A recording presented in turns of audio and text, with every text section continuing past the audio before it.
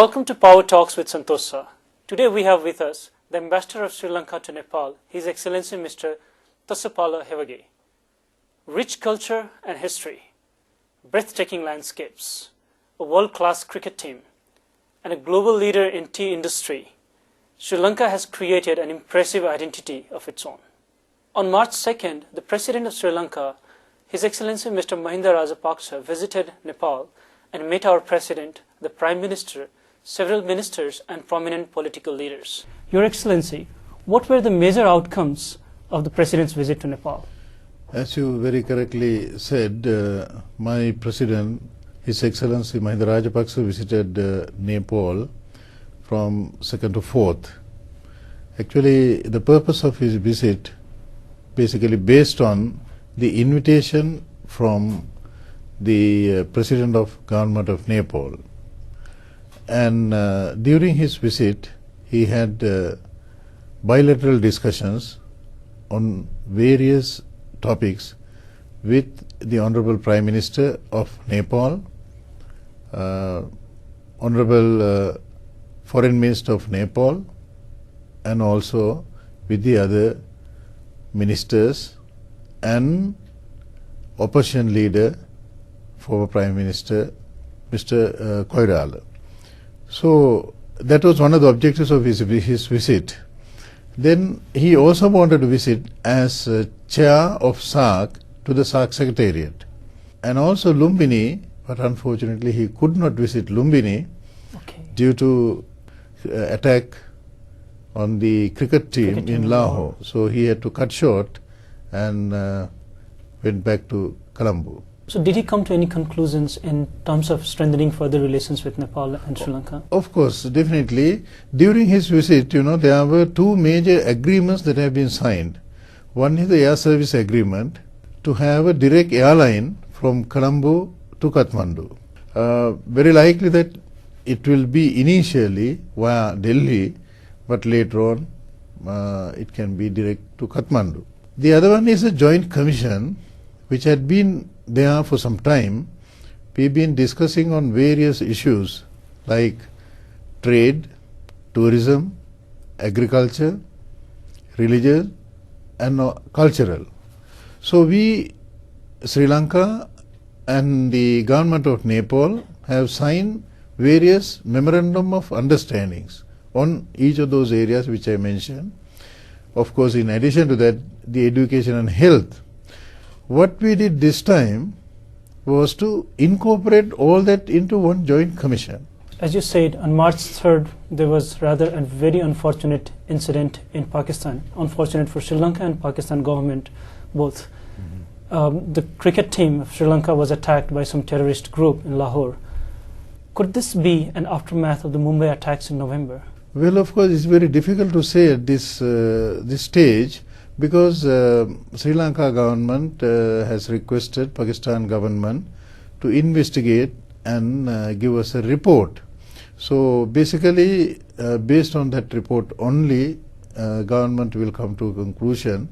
On the day that happened, Foreign Minister of Sri Lanka was here. So President requested Foreign Minister to go to Lahore and have discussions with his counterparts and the relevant officials with regard to this incident. The terrorists have clearly sent a message to the world that they could attack even national players. Why Sri Lankan team? Well, it could have happened to any team, if, as you know, the terrorists are terrorists. Their intention is to disrupt the existing, perhaps the relationships, existing situation in both countries as well as India. So that could be the motive, but it's very difficult to come to a conclusion why the Sri Lankan team was attacked. This was the first time ever happened to any players, you see, whether it is cricket or football or volleyball. There had been various incidents, but not to this extent. It would have been a disaster if something happens to the team. Recently, your government appointed Colonel Karuna a minister of the government. Now, if we look at his background, he was former deputy leader of the Tamil Tigers. Did not his appointment come rather unexpected? The thing is, Karuna was not in agreement with his leader. He did not agree with the leader. So therefore, he went away from the main group. And then while he was there, then he observed the governments that came into power and found that the present government under the leadership of His Excellency Mahinda Rajapaksa is very firm on handling the terrorist issue and also giving facilities to the community that have been depressed by the LTTE in north and eastern provinces. Once it is cleared, now terrorists are confined to a small area. Once that is cleared, government will definitely have elections and let the people of the northern province to select their own leader. So has this given a positive response to the rebel groups, that if they opt for peaceful ways? Actually, government has offered, very, very clearly, unconditionally, that if you surrender your arms, come for discussions, we will do whatever possible. And when we're talking about LTTE, the conflict and war between the government and the LTTE has claimed over 60,000 lives and displaced even much more. Exactly. Much more people. We hear about the news of their attacks, them attacking the government every other day in the newspaper. How do you see the future of your country in terms of achieving peace and harmony?